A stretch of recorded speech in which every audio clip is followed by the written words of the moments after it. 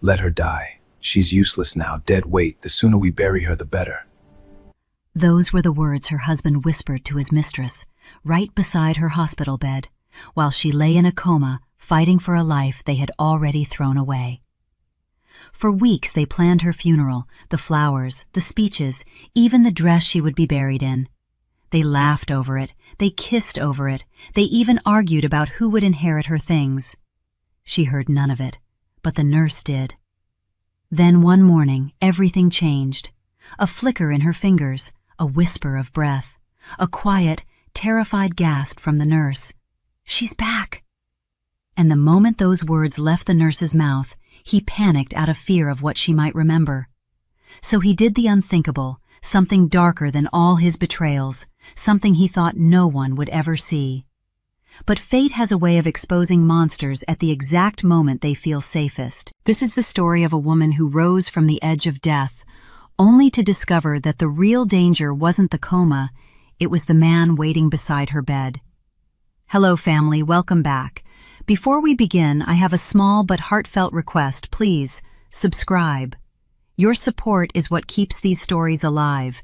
Every time you click that button, you're helping us share voices that would otherwise be forgotten and stories that deserve to be heard. And in the comments, tell us where you're watching from, because together we are not just telling stories, we are keeping hope alive. Everything inside Emily Carter felt trapped in thick, unmoving darkness. It wasn't sleep, not really. It was a deep, heavy silence that kept her pinned in place, as if her body belonged to someone else, and the world had forgotten she existed. Sometimes she felt pressure on her hand. Sometimes a cold breeze brushed her skin. Sometimes footsteps came close, then drifted away. But none of it reached her fully. It was all distant, as if she were underwater, trying to catch pieces of sound that disappeared before she could hold on to them. Then one voice pushed through. "Let her die. She's useless now, dead weight." It was a man's whisper, sharp, controlled, and painfully familiar, even through the fog, smothering her mind. "You said the doctors already warned you," a second voice said, a woman, soft but with a cold edge. "They don't think she'll wake up, so why wait? Why drag this out?" Footsteps, a shift of fabric, a slow, frustrated sigh. "We shouldn't be having this conversation here," the man muttered. "Well, you're the one who brought me in here," the woman shot back. The voices faded again, swallowed by the darkness. Emily couldn't move. She couldn't open her eyes, she couldn't speak.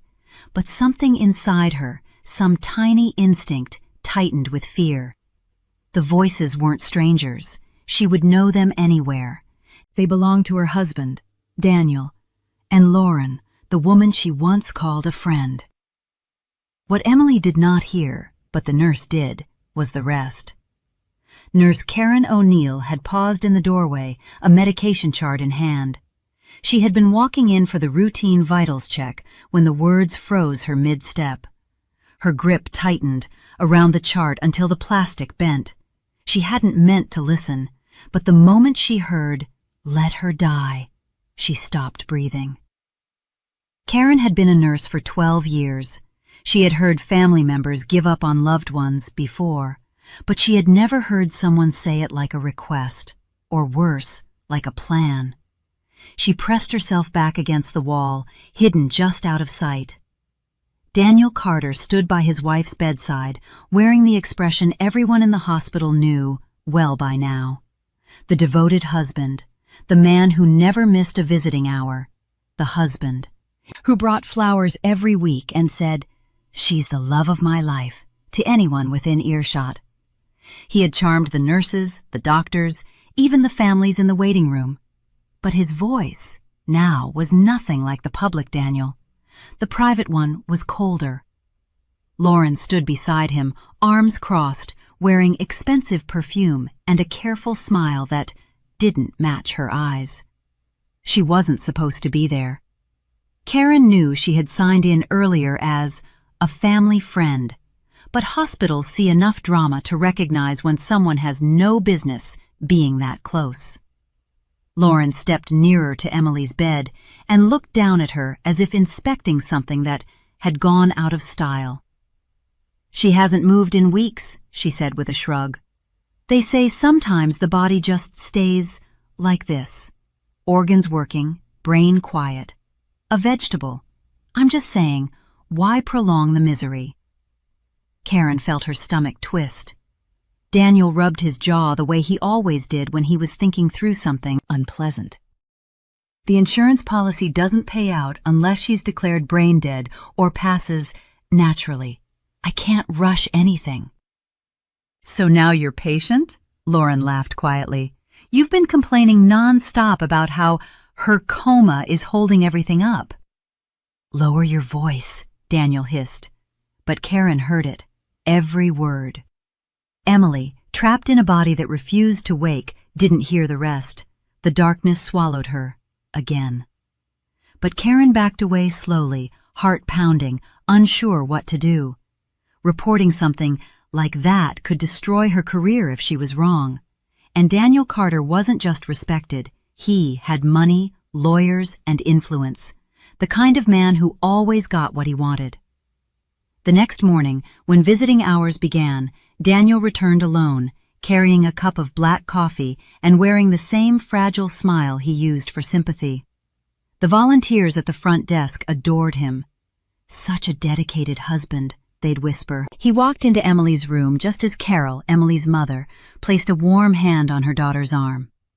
Carol always talked to her as if she were awake. It was the only comfort she could offer. Daniel stepped inside, cleared his throat, and waited for Carol to notice him. She did, but she didn't smile. "Morning," Carol said. Daniel nodded. "How's she doing today?" "The same as yesterday," Carol replied. She looked him up and down. "I didn't see you last night." Daniel's expression didn't flinch. "Meeting ran late. I didn't want to wake you if you were sleeping when I came home." "I wasn't home," she said. "I was here." A tiny crack split his mask. Before he could speak again, Lauren walked by the door. She wasn't even trying to hide. She drifted past with her high heels clicking on the tile, then paused halfway down the hall and gave Daniel a small, coy smile. Carol's face changed instantly. "What is she doing here?" Carol asked, narrowing her eyes. "And why is she looking at you like that?" Daniel didn't turn toward Lauren. He kept his eyes on Carol and forced a soft sigh. "She's here, visiting her aunt. She texted me earlier saying she was on this floor. I didn't want you to misunderstand." "Oh, sweetheart," Carol said quietly. "You don't have to twist your words for my sake. I know when someone's lying." Daniel stepped closer to her. "Carol, please. You're exhausted. You're worried. I get it. But don't make this ugly." "I'm not making anything ugly," she said. "But that woman has never set foot here before, and the way she just looked at you." "Carol," his tone dropped. "Stop." Karen watched from the hallway, pretending to check a supply cart. She saw Carol wipe her eyes and look down at her daughter again. "I don't trust her," Carol whispered. "And I don't trust you when she's around." Daniel didn't respond. He walked to the opposite side of the bed, adjusted Emily's blanket for show, and said, "Let's focus on Emily." Karen felt the tension thickening like fog. Emily's heart rate monitor beeped in a steady rhythm, unaware of the cracks forming around her. Later that afternoon, Daniel met with Dr. Foley near the nurses' station. "I want to revisit the topic of her living will," Daniel said quietly. Dr. Foley frowned. "We already reviewed it. It says life support can be withdrawn only after 2 independent neurological exams determine no brain activity. She's not there." Daniel leaned in. "Emily and I updated the paperwork months ago. I emailed a revised copy. You said you would look into it." "We saw the document," the doctor replied, "but there were inconsistencies with the signature." Daniel's jaw tightened. "It's authentic."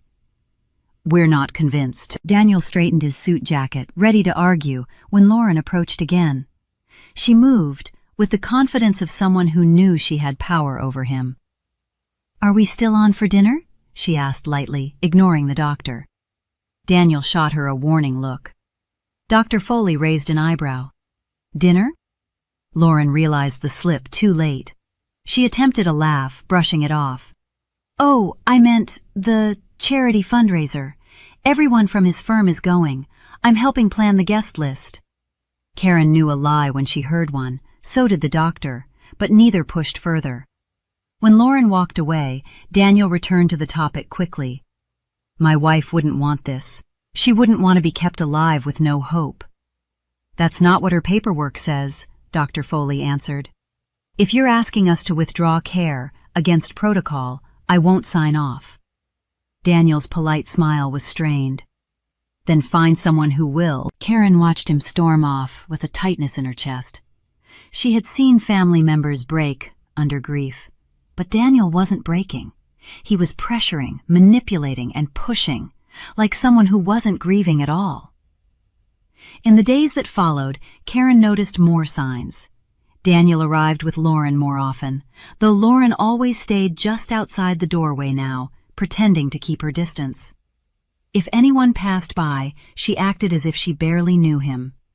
But when they thought the hall was empty, they whispered too close, argued too quietly, and touched in ways no family friend ever would. And Emily, still silent, still trapped, absorbed none of it. Carol saw pieces, enough to trigger alarm. One evening, she stepped out of Emily's room and saw Daniel cornered by Lauren at the end of the hallway. Lauren touched his tie and said something that made him laugh. He leaned in, whispering something back, his hand brushing her waist. Carol gasped in disbelief. Lauren turned first and forced a sweet smile. "Oh, Carol, I didn't see you there." Daniel straightened instantly. "Carol, this isn't what it looks like." Carol's voice cracked. "Then tell me what it is." "Work," Daniel said. "Just work. Her team is handling one of my accounts. We were going over—" "I'm not stupid," Carol snapped, tears forming. "My daughter is in there fighting for her life, and you're out here—" "Keep your voice down," Daniel hissed. "No." Carol's voice trembled but stayed strong. "I knew something was strange. You barely visit without checking your phone every 5 minutes. You leave early, you come late, and now I see why." Lauren stepped closer, lowering her voice into a false, soothing tone. "Emotions run high during times like this.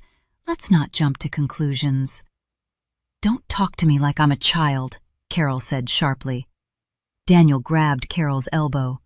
"Let's go talk somewhere private." Carol jerked her arm back. "Don't you dare touch me!" Karen hurried over, pretending she had a question about medication, giving Carol an escape. Carol thanked her with her eyes before walking back into Emily's room. Lauren shifted her weight, annoyed. Daniel muttered something under his breath, and they walked off together, whispering fiercely. That night, Karen charted Emily's vitals with a tight throat. She kept thinking about the living will, the half-heard conversations, the lies they told so easily. She wanted to step in, to warn someone, to report something, but the rules were strict. Suspicion didn't count. Nurses had lost their licenses over less. Still, something was wrong, deeply wrong. Days passed. Lauren's boldness grew. One afternoon she tossed her purse onto the chair beside Emily's bed and said, "When all of this is over, Daniel promised we'd take a trip, somewhere warm, somewhere quiet, no hospitals." Daniel smirked. "When everything is settled, yeah." Karen saw the way he said it. Not if Emily woke up, not if her condition improved, when everything is settled, as if her death was only a matter of paperwork. Karen swallowed her anger, turned back to the monitor, and pretended she wasn't listening. Later that same day, Karen overheard them again from the hallway. "We need to talk about her things," Lauren said, flipping through a magazine. I want the ring she never wears, the one from her grandmother. She wouldn't want you to have that, Daniel whispered. She doesn't get to want anything anymore, Lauren replied. It's not that simple. It is, she said, touching his arm. You promised me. Karen's pulse spiked. Promised. They were acting like Emily was already gone. That night, when Carol arrived, she found Daniel alone in the room, staring at Emily without emotion. He adjusted her blanket again, the way he always did when someone might be watching. Carol stood by the door, her voice quiet and tired. You know what hurts the most? That I trusted you. That I believed you loved her. Daniel didn't turn around. I do love her. No, Carol said softly. You love how she made you look. There's a difference. Daniel's jaw clenched. Go home, Carol. Rest. You can order the doctors around, but you don't get to order me, she said. Not anymore. She walked to Emily's bedside and kissed her forehead. Then she whispered something Daniel couldn't hear. When she left, Daniel's phone buzzed. He checked the screen, smirked, and slipped out the door to meet Lauren in the hallway. Karen entered a moment later. She checked Emily's vitals, adjusted her pillow, and paused. I don't know if you can hear me, she whispered, but I'm here, and something isn't right. I can feel it. The monitor beeped steadily in response. Karen squeezed Emily's hand gently. Please wake up. Please. But Emily remained still. Until she didn't. A week later, on a quiet Wednesday morning, Karen walked into the room with a cup of warm water and fresh linens. The sun filtered through the blinds. The hallway outside was calm, a rare, peaceful moment. Karen lifted Emily's hand to change the sheet beneath it. Then she froze. Her eyes widened. Emily's index finger twitched. Once, then again. Karen's heart leaped into her throat. She leaned closer, staring at the hand, holding her breath. Emily, she whispered, can you hear me? The finger twitched harder, unmistakable this time. Karen gasped. Oh my God. She reached for the call button, then hesitated. Part of her wanted to shout down the hallway. Part of her wanted to run straight to the nurse's station. But Daniel walked in at that exact second. He stopped cold. What happened? Karen turned, voice shaking with shock. She moved. Daniel, she moved. I think she's coming back. His face didn't show joy. It showed fear. Real fear. Pure panic slid across his eyes before he forced it into something neutral. He swallowed hard.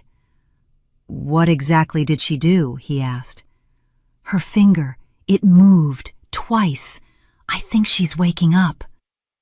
Daniel stared at his wife for a long moment, then stepped toward the bed slowly. Too slowly. Karen didn't like the look in his eyes. I need to go get Dr. Foley, she said quickly. This could be the first sign of recovery. She rushed out of the room, heart pounding. Behind her, Daniel stayed perfectly still, watching the door close. Then he turned back toward Emily, and his expression changed.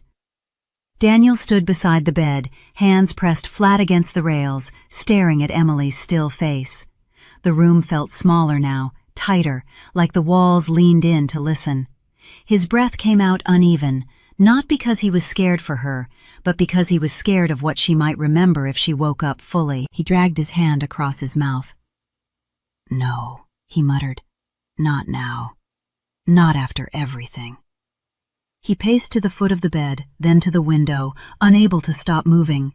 Every part of his body looked restless, but underneath it was calculation, the same cold problem-solving Karen had seen in him for weeks.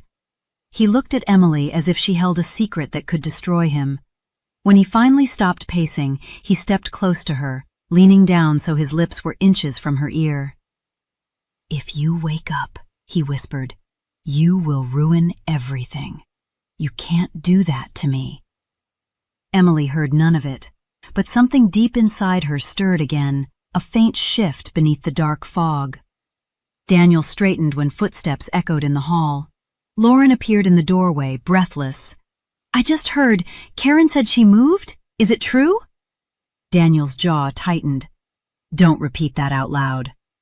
Lauren stepped inside, shutting the door behind her. "Daniel, listen to me. If she wakes up now, everything is over. Everything. You said it yourself." "She might not remember anything," he said, though even he didn't sound convinced. "You want to risk that?" Lauren hissed. "You want to risk her telling someone about the fight? About the breaks? About us?" Daniel clenched his fists. "Stop talking!" Lauren grabbed his arm. "If she wakes up and she talks, your life is done. The business, the money, your reputation. You'll lose everything, Daniel. You know you will." He looked at her, then back at Emily. The panic in his eyes flickered again. Lauren stepped closer, lowering her voice to a sharp whisper. "We have one chance. Do not mess this up." Before he could answer, Karen's voice echoed from the hallway. "Daniel? Lauren? Dr. Foley is on his way up. He wants to see Emily immediately." Lauren's fingers slipped from Daniel's arm. "We need to leave, now. Go play the worried husband or whatever you do. Just don't let that doctor think she's improving." Daniel hesitated. "What if she wakes up while I'm gone?" "Then pray she can't speak," Lauren whispered, then slipped out the door. Daniel waited until her footsteps faded before following. He stepped into the hall right as Dr. Foley approached, all business. The doctor nodded in greeting, but kept walking. Daniel didn't follow him back in. He lingered near the nurse's station, pacing again, his eyes flicking toward the hallway every few seconds. Inside the room, Dr. Foley examined Emily carefully. Karen stood beside him, heart pounding with hope. "It was definite movement," she said. "I've seen plenty of involuntary twitches. This was different." "I believe you," Foley said. His voice was calm, but his eyes scanned Emily's face intently. He lifted her hand, checked her reflexes, then watched her eyelids. "Emily," he murmured, "if you can hear me, try to move your fingers again." For a moment, nothing happened.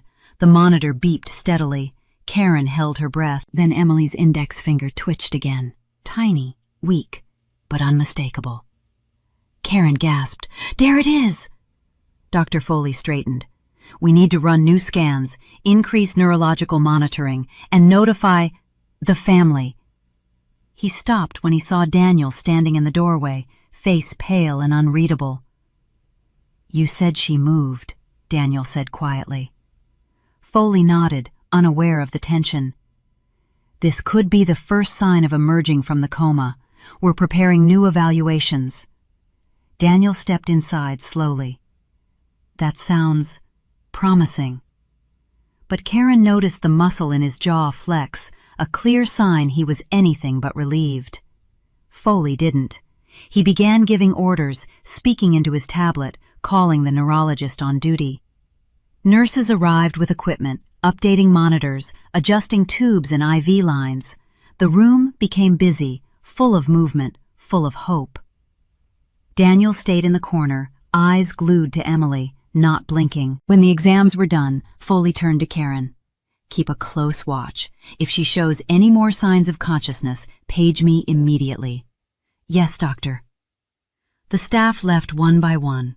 Foley shook Daniel's hand, murmured that "this is encouraging," and stepped out. Only Karen and Daniel remained. Karen approached him slowly. "I know this must be overwhelming, but this is good news, Daniel. Your wife might be coming back." He didn't smile. He didn't thank her. He didn't say a single word. Instead, he stared at Emily as if calculating something in his head. Karen's skin prickled. Something felt wrong, deeply wrong. Daniel finally spoke. "Do you think she can hear us yet?" Karen hesitated. "It's possible.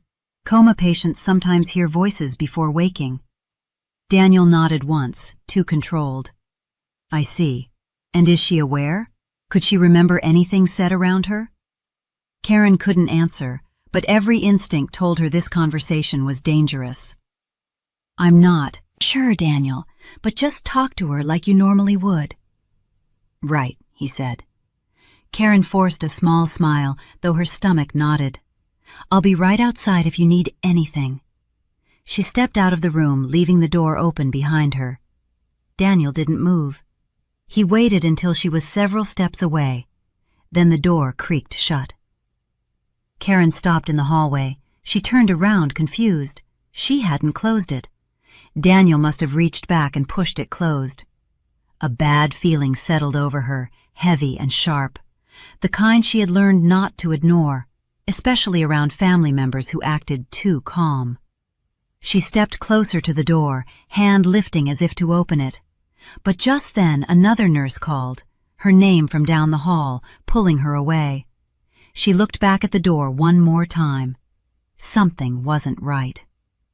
Inside, Daniel stood at Emily's bedside, breathing hard, the mask of the devoted husband slipping away entirely now that no one else was there. He sat in the chair. For a moment, he simply studied her face, like a man staring at a problem he wished would solve itself. He reached out, brushing her hair back with a touch too careful to be genuine. "You weren't supposed to wake up," he whispered. "You weren't supposed to still be fighting." The room felt colder. Emily didn't move again, but her breathing shifted just slightly. Daniel's eyes flicked to the monitor, then back to her face. "If you wake up and you talk, everything I've built disappears. You understand that, don't you?" She gave no sign. He leaned closer, voice tightening. "You should have let go." A long silence stretched between them. Then Daniel stood, walked behind the bed, and reached down toward the storage shelf beneath the medical supply tray. His hand slid along the lower edge until it touched something heavy, something solid, something not meant to be in anyone's hand. He wrapped his fingers around it. Just then, the sound of the door lock clicked into place. Daniel glanced at the door, then back at Emily. No one else was in the room. His grip tightened around the heavy object. If you haven't subscribed yet, we'd love for you to join our community by hitting the subscribe button. Through our stories, we build hope and give a future to children and women who have been abused all over the world. Motivate us by subscribing and turning on your notification bell so you never miss a story that matters. Also, let us know in the comments, where are you watching from, and how did this story speak to you? Darkness still held Emily, but the edges of it were thinner now, stretched like worn fabric ready to tear. Sounds pressed through the dimness in short bursts, a shuffle of shoes, a quick inhale, the soft clatter of something being set down. All of it blurred together until one sound cut through harder than the rest. Breathing. Fast, uneven, panicked. Daniel's. Emily sank closer to the surface of consciousness, just enough to feel the faint tremor in her fingers. She wanted to move them again, to reach out, to pull herself out of the fog. But her body stayed heavy, pinned. The monitor beside her beeped faster, not loud, not frantic, but quick enough for Daniel to notice. He cursed under his breath. "Not now," he whispered. "Not now." Emily heard the faint scrape of him stepping back, as if distance alone would erase what he'd been about to do with that hidden object behind the bed. She could almost sense him turning toward the door, trying to decide whether to stay or run. Then, footsteps. Karen's voice came next, breaking the tension like a snap. "Daniel, what are you doing in here, with the door shut?" He moved fast, too fast. Emily felt the shift of air as he stepped away from her side. I was just checking on her," he said. His voice trembled, but he tried to cover it with a cough. "I lost my balance. I grabbed the back of the bed." Karen must have glanced around, because her footsteps paused, cautious. "Everything seems fine. The doctor still wants more scans soon." She came closer. Emily felt her hand touch her wrist. "Her pulse is elevated." "She did that earlier, too," Daniel said quickly. "Maybe it's nothing." Karen didn't answer. Emily imagined her narrowing her eyes, not buying it. Did she move again? Karen asked. Daniel hesitated. No, I didn't see anything. Karen brushed Emily's hair back gently. Emily, if you can hear me, you're safe. We're watching you. Then to Daniel, if anything changes, you come get me immediately. Of course. Karen left. The door stayed open this time. Daniel didn't move for a long moment, as if afraid someone might come back and catch him doing something. Emily drifted again, back into the dark, back into the muffled world. When she rose closer to waking again, the room had changed. Someone was sitting near her, breathing quietly, flipping through pages. Lauren. Emily recognized the sound of her bracelets first, the faint metallic tap she always made when she moved her arm. It used to annoy Emily during girls' nights out, but she never said anything. Lauren liked attention, and the bracelets helped her get it. Now each tiny click scraped across Emily's nerves. Lauren sighed, bored. You really had to pick the most dramatic time to twitch, didn't you? She muttered. Always a problem, even unconscious. Emily couldn't react, but her thoughts tightened, coiling like a spring. Lauren kept talking, flipping another page. Daniel is a mess because of you. I swear, if you ruin everything we planned, I will... She stopped. Footsteps approached again. Daniel. Lauren spoke in a low whisper. Did she move again? You look like you've seen a ghost. Daniel's voice came out thin. I don't know. Karen almost caught me earlier. Caught you doing what? She hissed. Nothing, he snapped. Lauren lowered her voice. Daniel, you were supposed to be careful. I am careful, he whispered back, but she keeps reacting. It's like she knows something. She can't know anything. She's half dead. Emily heard Daniel exhale shakily. She moved. Lauren froze. What? Her hand, twice, and when I came back after Foley's exam, her breathing changed again. Lauren stood, her bracelets chimed. Then we need to be ready. If she wakes up and talks... Don't say that, Daniel cut in. Not here. Lauren lowered her voice. Fine, but you know what's at stake. Silence stretched, tight and sharp. Emily felt herself sink slightly, the fog pulling her down again, but their voices still filtered through. Lauren spoke first. Do you remember the night she found the messages? Daniel groaned. Don't bring that up. You practically begged me to help you, Lauren continued. You said she didn't understand you, that she was holding you back. Daniel didn't deny it. When she confronted you, Lauren said, you lost it. You told her she never fit with your friends, never dressed right, never sounded like she belonged. You said she embarrassed you. Emily's pulse jumped. The monitor beeped faster. She remembered pieces of that night. A hallway, raised voices, her keys in her hand, trying to leave the house. Daniel grabbing her arm hard enough to bruise. Lauren caught the rising beeps. Her monitor! Daniel! She's reacting! No, it's just a coincidence. You idiot! Lauren whispered. If she wakes up now, she'll talk. And if she talks, we're done! Emily fell downward again, not fully unconscious, but farther from the surface. Voices stretched like echoes, their words twisted through the fog. You were cheating long before she figured it out, Lauren said. You said you only married her because she was easy to control. Daniel swore. Lauren, stop. You said she'd get in the way of your promotion. Lauren. And you said, quiet. Emily fought the pull of blackness, trying to climb toward their words. She needed to hear. She needed to remember. The final argument before the accident came back in jagged flashes. Emily shouting, Daniel shouting louder. Tires on wet pavement, a sharp snap of sound. Then nothing. Her body shivered, though barely.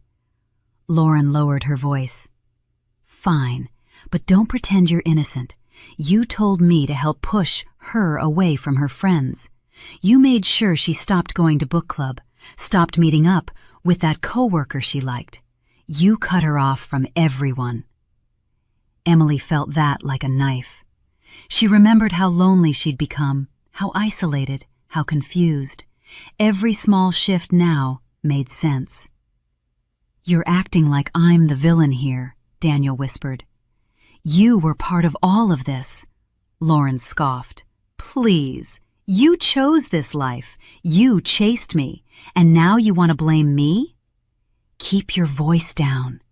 Lauren moved closer to him. Emily could feel the shift of air. If she wakes up, Lauren whispered, all the lies fall apart. And if she stays like this? Daniel murmured. Lauren didn't answer. Emily's world dimmed again. The fog thickened. Later, minutes or hours, she couldn't tell, Emily drifted back up. The room was quieter. Only one person remained. Her mother. Carol's voice cracked with soft tears as she held Emily's hand. Baby, I don't know what's happening anymore. I don't know what to believe. But I'm here. I'm trying. Please come back to me. Emily tried to squeeze her mother's hand. Nothing moved. Carol let out a shaky breath. Daniel says you might be improving, but every time I ask questions, he shuts me out. He told the doctor I'm too emotional to visit too long. Can you believe that? He's making decisions like I don't matter. Emily wanted to rise, wanted to wake, wanted to speak, but the fog held her tight. I know something is wrong, Carol whispered. I feel it. I just can't get close enough to figure out what. She kissed Emily's forehead and whispered, Fight, sweetheart. Fight your way back. When she left, the room fell silent again. Emily drifted. More time passed. Emily surfaced to hear two nurses whispering near the doorway. I tried to give her mom another hour, one said, but Daniel shut that down fast. He's controlling everything, the other replied quietly. Did you see the paperwork he filed? About sedation? He wants her kept calm, but the dose he's asking for is practically the level used after surgery. He said it's for her comfort. Comfort, the nurse repeated, unconvinced. I'm not sure that's what he wants.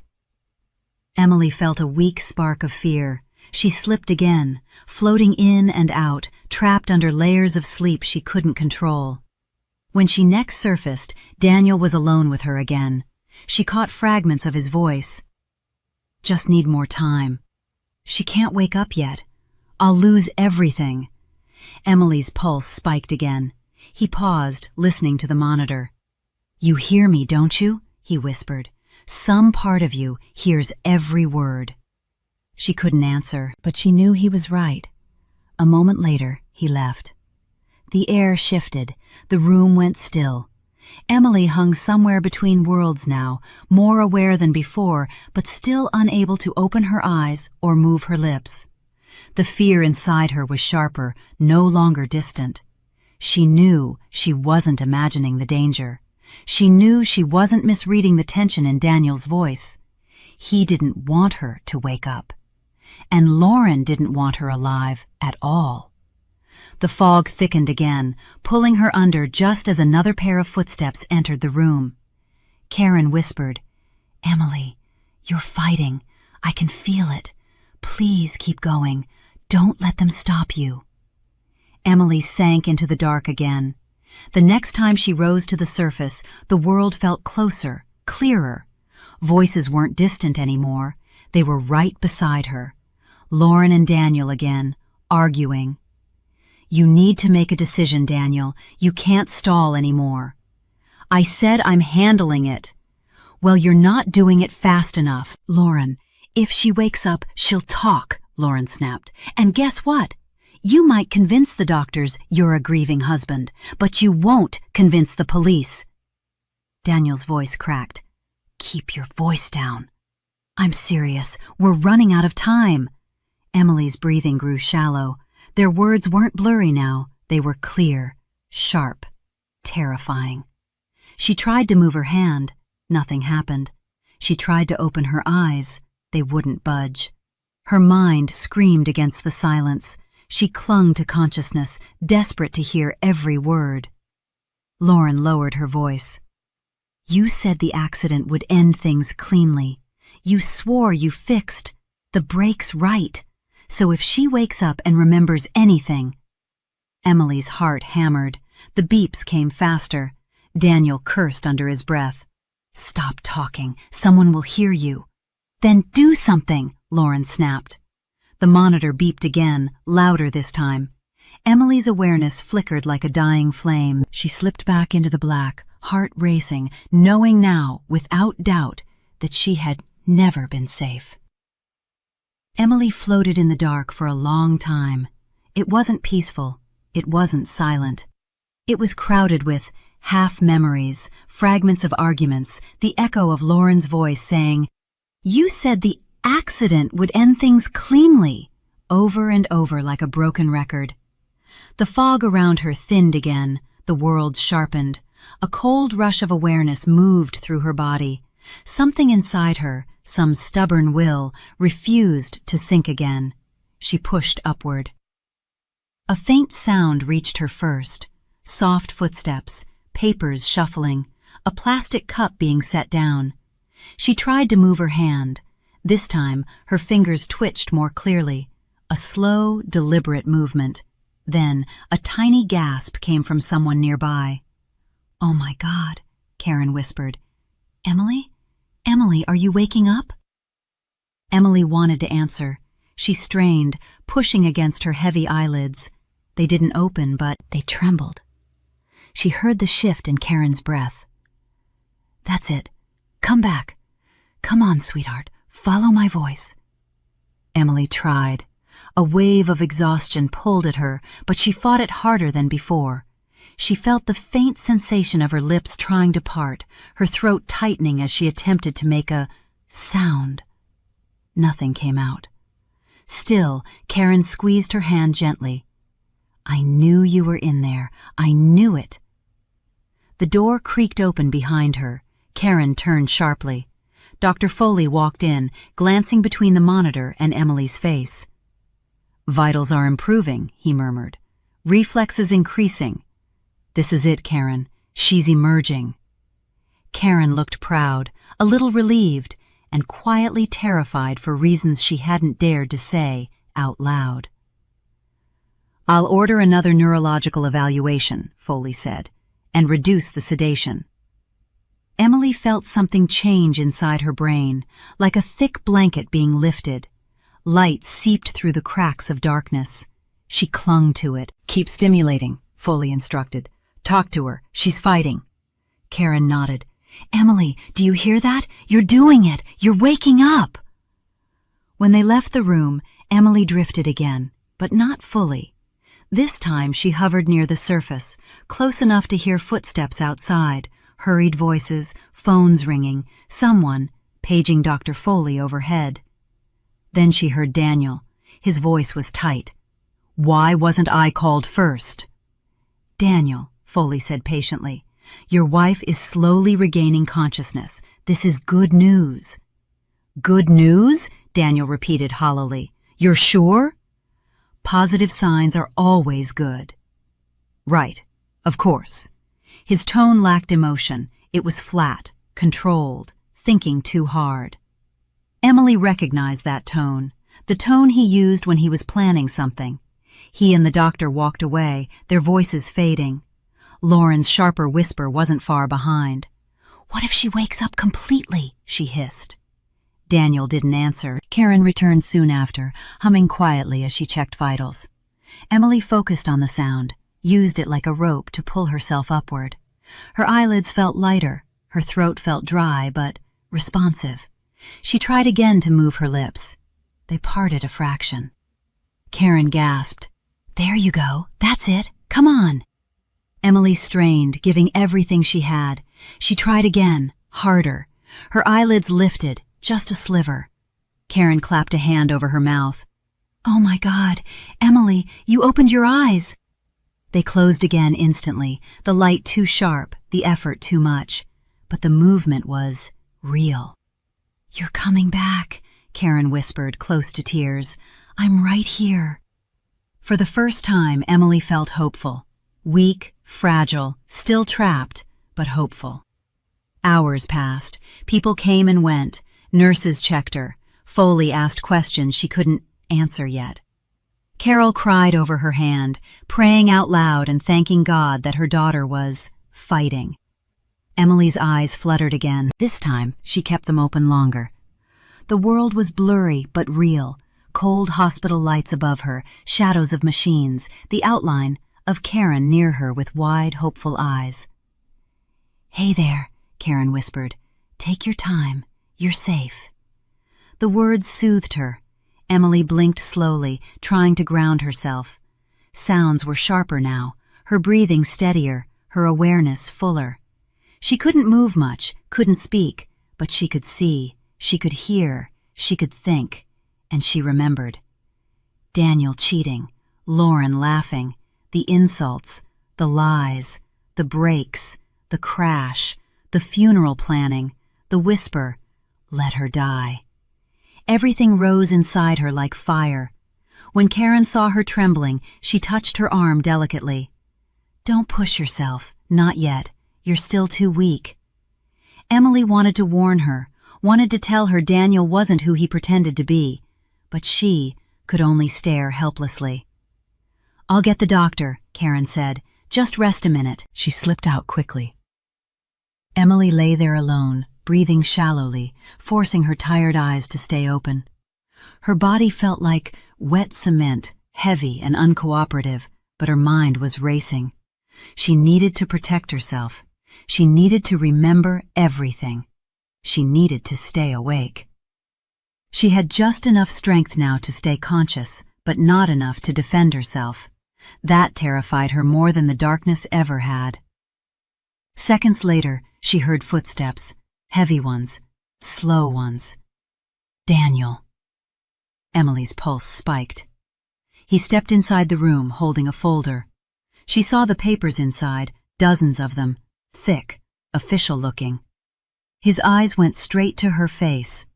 He froze. The shock on his face was instant. His mouth fell open. His fingers tightened around the folder until the papers bent. He stared at her like he was staring at a ghost. Emily held his gaze, barely, weakly, but she held it. Her throat tightened. Her lips trembled. She gathered every tiny bit of strength she had left. Her mouth parted. The faintest whisper of a word formed on her lips. "Why?" Barely audible, broken, fragile, but clear. Daniel staggered back a step. For a split second, real fear flashed in his eyes, raw, naked fear. Then something darker replaced it, cold calculation. His chest rose slowly as he forced a calm smile. He stepped closer to her bed, eyes sharpening, with a focus she knew too well. He lifted the folder in his hand, the transfer papers, and said, in a soft, dangerous voice, "Well, looks like we need to talk." Daniel didn't blink when a nurse walked in, saw him hovering over Emily's bed with tears in his eyes, and gasped softly like she was witnessing a miracle of love. He turned toward her, wiping an imaginary tear from his cheek. "She opened her eyes," he whispered shakily. "I can't believe it. I thought I lost her." His voice cracked perfectly, too perfectly. The nurse's hand flew to her chest. "Daniel, this is incredible. She's so lucky to have you." He bowed his head like he was humbled. "I would have stayed forever if I had to. She's my whole world." Emily wanted to scream. She felt her chest tighten with rage she couldn't release. She could barely move, barely breathe without pain, and he stood there playing grieving husband like he hadn't been planning her funeral weeks ago. The nurse squeezed his arm. "You've been so devoted. We talk about it at the station all the time." Emily's stomach twisted. Her monitor beeped a little faster. Daniel noticed, glanced down at her, and the mask flickered back into place. "Hey," he murmured softly, leaning close enough that the nurse couldn't see his eyes harden. "You're safe now. I'm here. Emily knew that voice. It was the one he used on dinner guests when he wanted to charm his way out of awkward questions. It wasn't affection, it was performance. When the nurse left, Daniel stayed. He dabbed at his eyes again, like he expected applause. "Look at you," he whispered, awake and helpless at the same time. Couldn't have timed it worse. Emily tried to turn her head, but her neck barely moved. Her muscles trembled with effort. Daniel saw the tiny motion and smiled. "Careful," he murmured. "Someone might think you're trying to talk." She wanted to claw his face open with her bare hands. A soft knock broke the moment. Karen stepped in. Her face lit up when she saw Emily awake again. "Hey, there you are. How long have you been alert?" "She just woke a minute ago," Daniel said, beating Karen to the answer. Karen frowned. "Actually, she was awake earlier, too. I saw her eyes open." Daniel's jaw tightened, but he kept his tone warm. "Yes, of course, but she drifted off again." Karen stepped around him to check the monitors. "Emily, blink if you can hear me." Emily blinked once. Slow, heavy, but intentional. Karen smiled, relieved. "Good, that's good." Daniel stepped closer, blocking Karen's view a little. "She shouldn't get overstimulated. We don't want to overwhelm her." Karen's eyes narrowed at him. "Stimulating patients is part of the waking process." "Still," Daniel said softly, "let's not push her." Karen looked like she wanted to argue, but a voice from the hall called her name. She gave Emily a worried glance before stepping out. When she left, Daniel leaned down again, whispering, "The more you wake up, the more you ruin for yourself." Emily's breath hitched. He smiled like they were sharing a private joke. Hours later, after several nurses came and went praising Daniel's devotion, Karen returned, looking shaken. She closed the door halfway and spoke in a whisper. "Emily, I need you to stay calm. Something is going on." Her hands trembled as she adjusted Emily's pillow. "My supervisor pulled me aside. Daniel filed a complaint against me." Emily's eyes widened. "He claims I've been interfering with his decisions," Karen continued. "He said I've created a hostile environment for the family, that I've overstepped medical boundaries." Emily's heart pounded, weak but fast. "I'm not losing my job over this," Karen said, voice breaking a little. "So I have to be careful, but I'm not abandoning you." She brushed Emily's hand lightly, a silent promise. Then the door swung open again. Carol. Emily's mother looked exhausted, eyes puffy from crying, hair hastily pulled back like she'd been rushing from somewhere. "Oh, sweetheart," Carol breathed, hurrying to her side. "You're awake. You're really awake." Emily felt tears pricking her eyes. She blinked, slow but deliberate. Carol held her hand gently and whispered, "I've been praying for this." Daniel slipped in behind her like a shadow. "I called her," he said to the nurses nearby, as soon as Emily started waking up. That was a lie. Emily knew it, but Carol didn't. She turned to Daniel. "We need to talk, now." Daniel frowned. "Carol, this isn't the time." "No." She stood, hand shaking.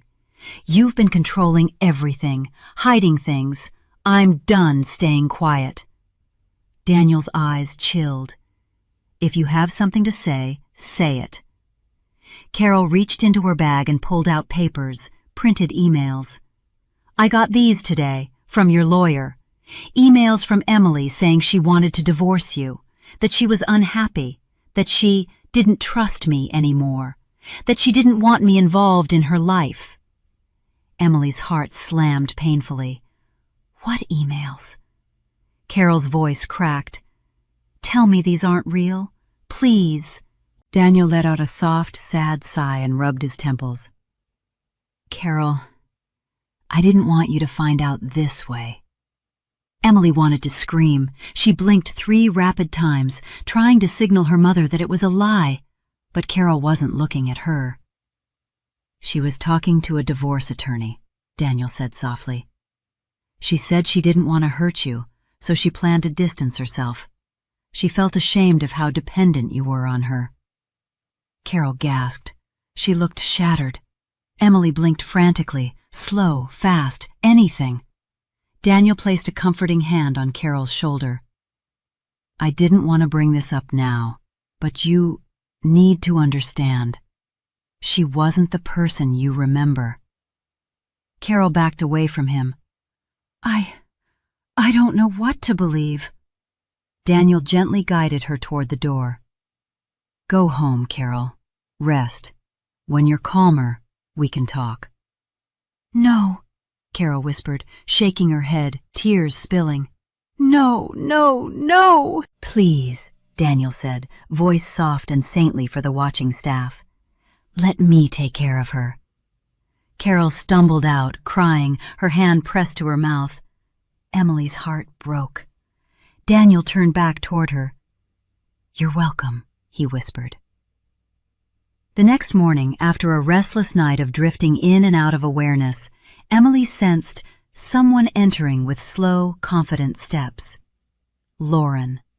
She stood alone in the doorway, smiling like she was visiting an old friend recovering from a cold.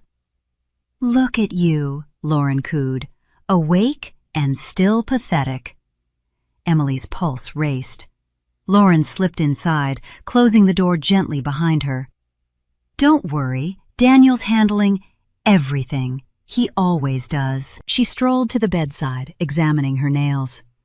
He told me you tried to talk, that you mouthed a word when he came in. Adorable. What did you say? Why? How? Help? Emily's fingers trembled. Let me guess. She leaned in close, her perfume sharp and sugary. You realized he's leaving you. You realized he and I are getting married. Emily's eyes widened. Oh, yes, Lauren whispered gleefully. He proposed, with the ring he originally bought for me before he chickened out and married you. Emily felt something break inside her. Lauren's smile widened. And don't feel too bad. You were never right for him. You were small, ordinary, a burden he carried to look stable. He told me that. Emily blinked tears. And your accident? Lauren mused. Funny how it happened right after you found the texts, isn't it? Emily's breath caught. The monitor beeped faster. Lauren smirked. Maybe you lost control. Maybe the rain did it. Or maybe, she tilted her head with false innocence. Maybe Daniel didn't want a messy divorce. Emily stared at her, horrified. Relax, Lauren whispered. I'm not saying he did anything. I'm just saying, breaks fail all the time. Emily's blood ran cold. Lauren tapped the bed rail lightly. But hey, you're alive, for now. She leaned close enough that Emily felt her breath on her cheek. You wake up wrong, say the wrong thing, and your mother might end up in a similar accident. Do you understand? Emily's heart plummeted. Lauren's smile turned vicious. Good talk. She gave a playful little wave and walked out. Emily lay there, shattered, her body frozen, her mind spiraling. For the first time since waking up, she wondered if surviving had been a mistake, if coming back meant only more pain, more danger, more helplessness. She drifted into a shaky half-sleep, drowning in fear. Hours later, she woke to the sound of someone entering softly. Karen. She looked around as if making sure no one else was watching. Then she leaned close to Emily and slipped something small and metal into her palm, a tiny recorder. Tomorrow, Karen whispered, trembling, I'm telling you something Daniel never wanted you to know. Emily tried to squeeze the recorder. She couldn't, but she held it. Karen squeezed her shoulder and hurried out. Emily lay still, heart pounding, terrified and hopeful at the same time. Then evening came. The hallway quieted, the building dimmed. A flicker of lights flashed overhead. Emily felt cold air wash through the room. Footsteps approached, slow, heavy. Daniel. He walked in without a sound. He closed the door behind him. It clicked. He stepped closer, his shadow falling across her.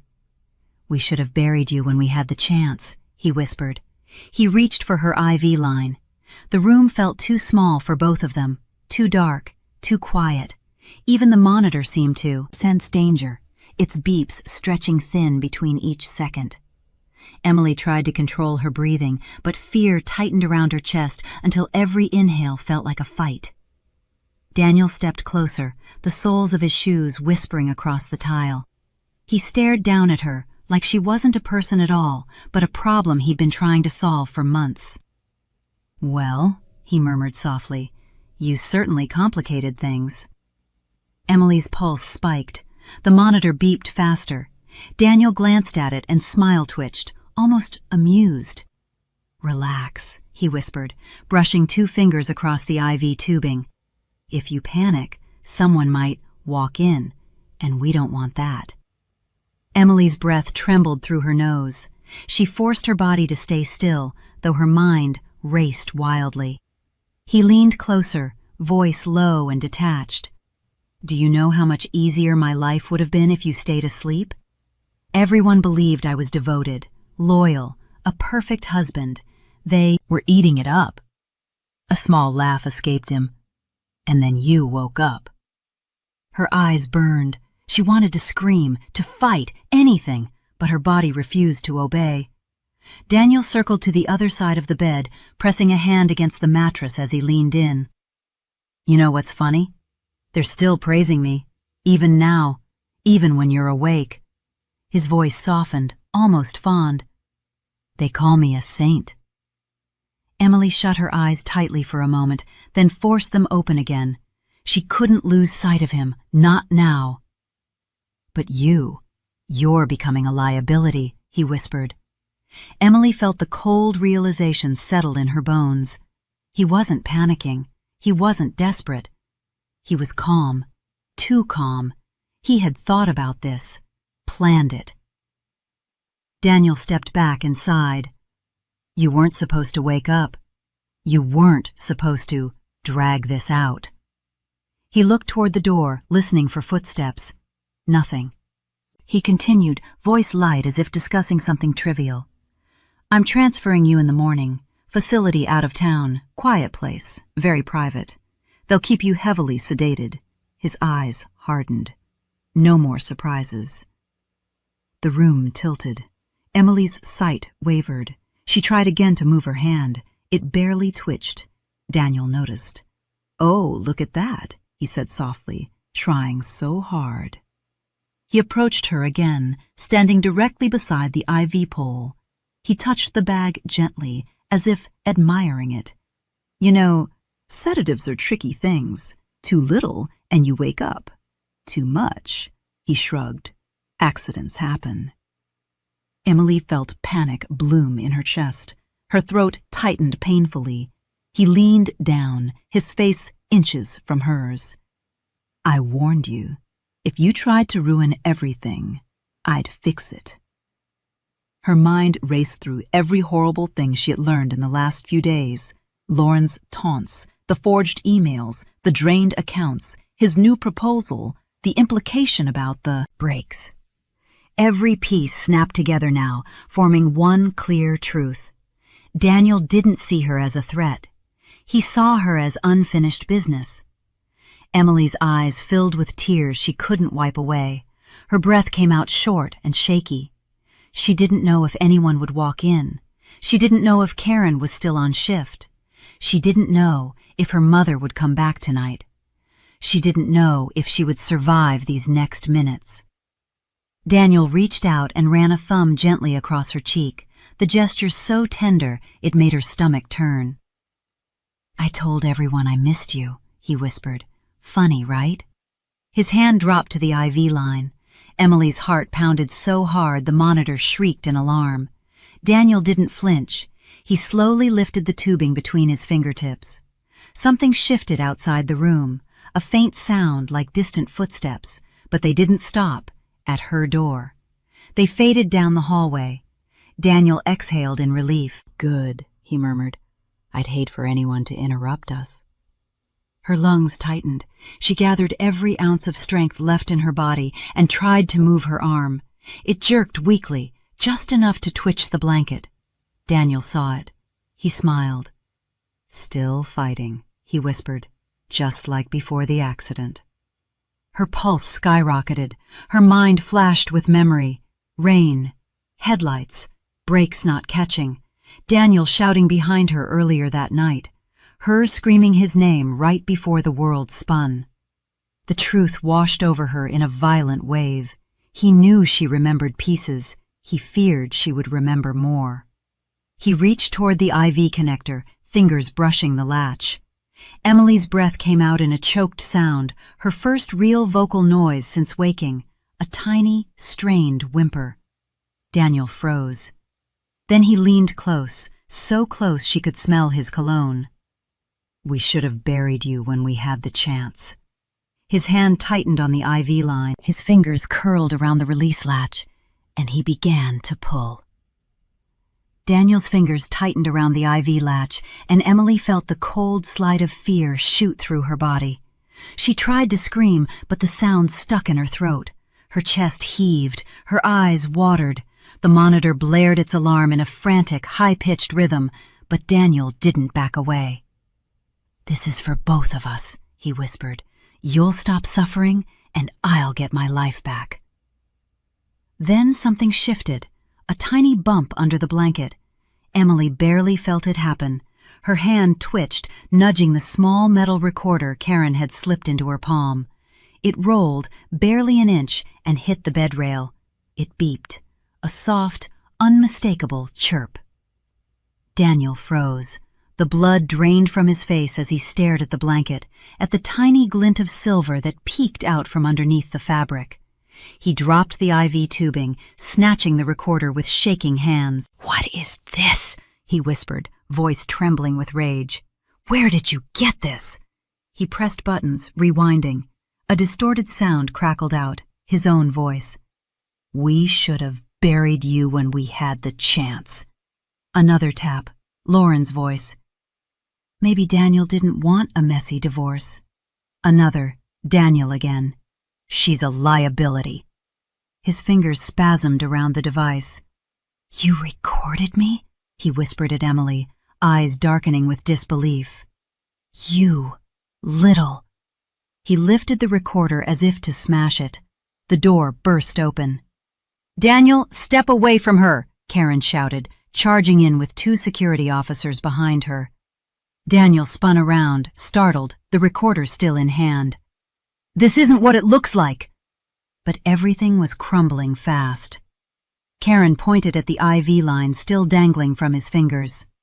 "He was tampering with her medication. I saw it from the hall." "That's a lie!" Daniel shouted. One officer stepped closer. "Sir, put the device down and move away from the patient." Daniel's jaw tightened, but he did as ordered, slowly lowering his hands. His mask was slipping. Panic trembled beneath his skin. Emily watched every flicker of fear as if her life depended on it. In truth, it did.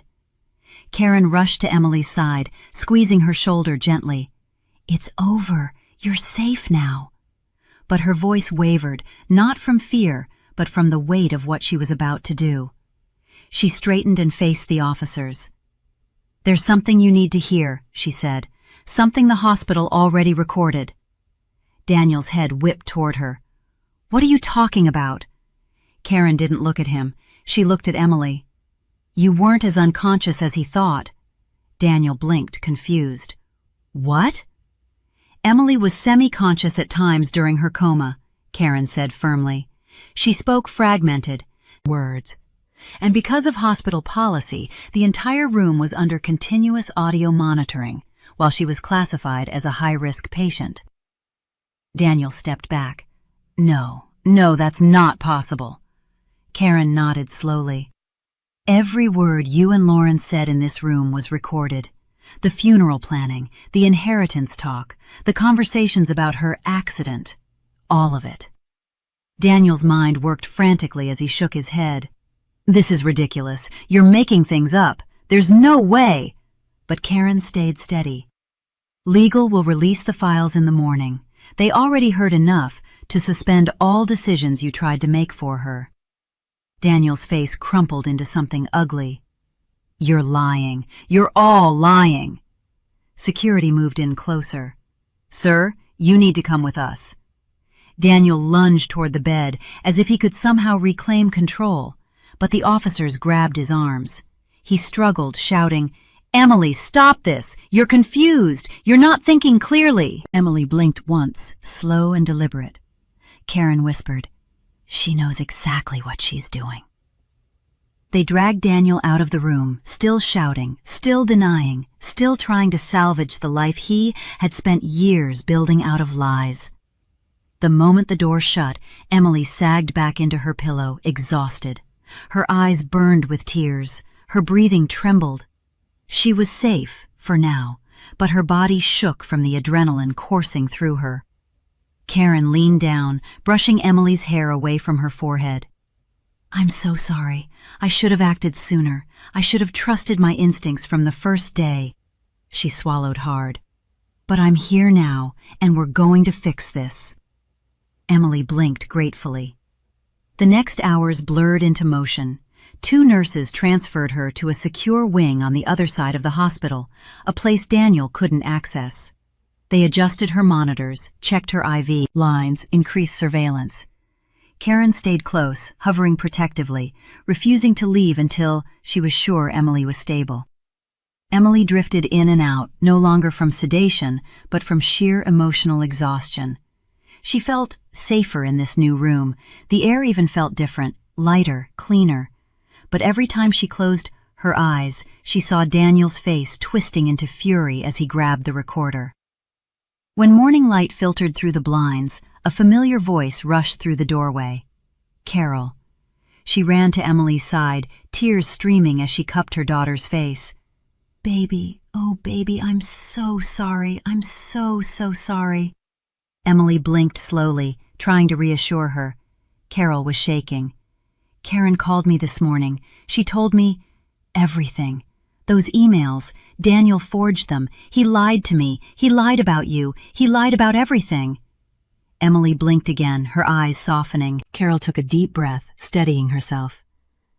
And the recordings. I heard some of them. I heard him. I heard that woman. Her voice broke with a sob. I should have protected you. I should have seen who he was. Emily wanted to lift her hand, to touch her mother, to tell her none of this was her fault, but her body wouldn't quite cooperate. Instead, she blinked twice. Carol kissed her forehead. We're getting justice for you, I promise. A quiet knock sounded at the door. 2 detectives entered, plain clothes, calm, serious. They introduced themselves gently, then spoke with Karen in the hallway, their voices low. Emily caught fragments. Multiple hours of recordings. Clear evidence of intent. Obtaining warrant for the vehicle inspection. Interviewing the other woman. She felt a fragile spark of hope. For the first time since waking up, someone believed her. Someone was fighting for her. Someone powerful enough to stop him. Karen returned and whispered, They'll handle it from here. You don't have to be alone anymore.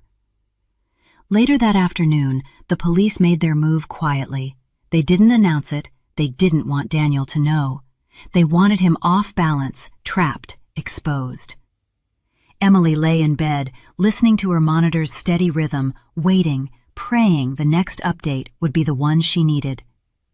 She didn't know that miles away, Daniel was being questioned. She didn't know Lauren was already panicking. She didn't know the walls closing in around them were built from their own words. She only knew that justice had finally stepped into the room, and it was headed straight for them. Lauren had always prided herself on staying cool under pressure, but today her hands shook as she threw clothes into a suitcase. She wasn't thinking about outfits or makeup or the next charity gala she'd use to climb another social rung. She was thinking about police, about recordings, about Daniel's unraveling expression as security dragged him away. She thought he'd keep it together. She thought he'd cover for her. But she'd heard the detectives showed up at the hospital this morning. She'd heard they seized the room recordings. She knew the investigation was real now, which meant she needed to disappear before anyone knocked on her door. She zipped the suitcase and grabbed her purse, only to freeze when she heard her name outside. "Lauren Price?" Her blood ran cold. She didn't answer. "Open the door. We just want to ask you some questions." She backed away from the door, trembling. Questions were dangerous. Questions led to answers she wasn't willing to give. Answers Daniel had sworn she'd never have to deal with. She grabbed the suitcase and bolted for the fire escape. She didn't get far. A hand clamped around her wrist. She spun around to see Daniel, but not the polished, calculated version she knew. This Daniel was frantic, sweaty, wild-eyed. His tie was crooked, his hair a mess, his expression a mixture of rage and fear and betrayal. "Going somewhere?" he hissed. Lauren tried to yank her arm away. "Let go, Daniel. The cops are everywhere. We need to leave." "We?" he asked, incredulous. "There is no we." "Oh, don't start with that," Lauren snapped. "You pulled me into this. You begged me to help you get rid of her. You told me—" "I told you nothing," Daniel said, stepping closer. "And if the police come for me, I'm not going down alone." Lauren's breath caught. "Are you threatening me?" "You ruined everything," he shouted, shoving her against the wall. "If you had kept your mouth shut in that hospital room—" "You're the one who messed up," she shot back. "You pushed her. You cornered her. You couldn't even kill her right." Daniel slapped his hand against the wall beside her head, caging her in. "You think I'm the reason this is falling apart?" Lauren nodded sharply, eyes wide with fear. "Yes, you're reckless. You always were." He leaned in close, voice low and shaking. "I fixed the brakes for you." Lauren froze. Her lips parted, but no sound came out. "You wanted her gone more than I did," Daniel whispered. "You said she was in the way. You said you needed me free. You said—" "Stop," Lauren pleaded. "Someone could hear us." And someone did. The detectives stepped into the hallway. Both of them had their badges raised. "Daniel Carter, Lauren Price, please step away from each other." Daniel spun around, shock flooding his face. "What are you doing here?" Lauren pointed at him instantly. "It was him. He said he sabotaged her brakes. He just admitted it." Daniel laughed, a short, unhinged sound.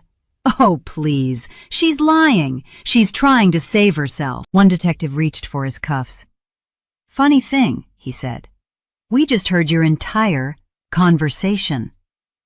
Daniel's eyes widened in horror. Lauren bolted for the stairwell. She didn't get far before another officer intercepted her. Daniel tried to run too, but there were too many of them. The metal cuffs snapped around his wrists. "Daniel Carter," the detective said, "you are under arrest for attempted murder, fraud, medical coercion, and conspiracy." Lauren screamed as she was cuffed as well. "You can't prove anything!" Daniel shouted as they dragged him toward the elevator.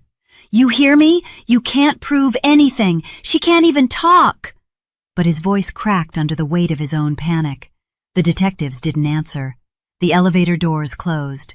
And just like that, the two people who had tried to bury Emily were gone. Back at the hospital, Emily woke to the sound of someone entering quietly. Carol. She carried a stack of papers, a manila folder, and a determination in her eyes Emily had never seen before. Carol sat beside her daughter, took a shaky breath, and said, "They arrested him. They arrested both of them." Emily felt tears prick her eyes. Carol opened the manila folder and held up a single sheet. "This is everything he drained from your accounts." Another sheet. "This is proof he refinanced the house behind your back." Another. "And this is the sale contract for your business. He forged your signature." Emily blinked, once, twice, letting the tears spill. "But we're getting it back," Carol whispered fiercely. "Every dollar, every piece of your life, and I'm going to help you rebuild it all. Karen came in next, eyes red from crying, not sadness but relief. She pulled up a chair and leaned close. I listened to the recordings, she said, all of them, and there's something you need to know. Emily blinked slowly. Karen swallowed. You talked. While you were in the coma. Your brain wasn't fully asleep. You said single words, sometimes sounds, and one of those recordings, she hesitated. It caught something I don't think you've remembered yet. Emily's heart thudded unevenly. Karen continued softly. Right before your accident, you whispered his name. Emily froze. Her breathing stuttered. Her eyes filled. You knew, Karen whispered. Some part of you saw who touched your car. Some part of you fought to survive because you refused to let him get away with it. The revelation hit Emily like a shockwave. Memories she didn't know she still carried rippled through her chest. Rain. Brakes. Daniel's face in the driveway. His angry words echoing in her head. Her whisper, Daniel, right before the world went black. Her body hadn't saved her. Her will had. Karen took her hand. And now that he's arrested, you can finally breathe. Another detective entered briefly, nodding respectfully. Ms. Carter, we'll be pursuing full charges. The evidence is overwhelming, thanks to you. Thanks to her, a woman who couldn't move, could barely speak, could only feel terror, but who still fought. Days passed and healing began. Emily regained more movement. Her voice returned in soft whispers. Her therapists were stunned at how fast she progressed. Rage was motivation. Hope was fuel. Justice was oxygen. And finally, after weeks of silence, she spoke her first full sentence to Karen. Thank you for believing me. Karen cried harder than she expected. Rebuilding her life took time, but Emily did it brick by brick. She reclaimed her business. She froze Daniel's accounts. She filed charges for fraud, abuse, and attempted murder. She joined support groups, made new friends, and reached out to old ones Daniel had pushed away. She and her mother grew closer than ever, and the woman who once lay helpless in a bed now moved through the world with steady steps, carrying scars that didn't weaken her. On the day she finally listened to the full hospital recording, she sat alone with the headphones on her ears. She heard Daniel and Lauren laughing about her funeral. She heard them planning her burial outfit. She heard them argue over who would get her grandmother's ring. She heard Daniel whisper, "Let her die." But the most haunting part came from her own voice, faint and cracked. Daniel. A whisper of warning, a whisper of truth, a whisper of survival. She took off the headphones slowly, her heart heavy but steady. She didn't survive because the universe saved her. She survived because she refused to let him win, even while unconscious. Evil thrives in silence.